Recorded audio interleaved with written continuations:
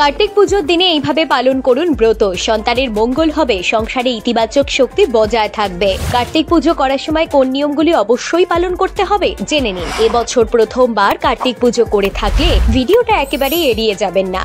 কার্তিক পুজোর দিন সকালবেলা তুলসী গাছের পুজো করুন। সন্ধেবেলা তুলসী মঞ্চে একটি ঘিয়ের প্রদীপ জ্বালান। কার্তিক ঠাকুরের পছন্দের ফুল হলো রক্ত করবী।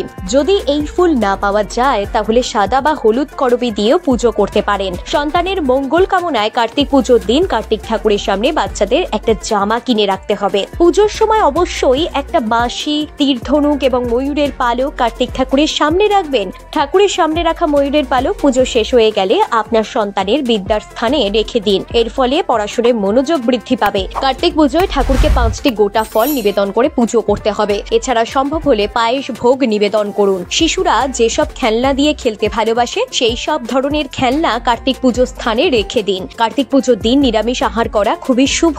এর পাশাপাশি কার্তিক মাসে গরিব দুস্থদের কিছু সাহায্য করা খুবই ভালো। এর মধ্যে রয়েছে খাবার, জামা কাপড়ের মতো অতি প্রয়োজনীয় জিনিস। এগুলি দিয়ে সাহায্য করতে পারলে আপনারই মঙ্গল হবে। কার্তিক ঠাকুরকে দেব সেনাপতি বলা হয়, কারণ তিনি ছিলেন দেবতাদের সেনাবাহিনীর প্রধান এবং যুদ্ধে অশুভ শক্তিকে পরাজিত করার জন্য তার জন্ম হয়েছিল।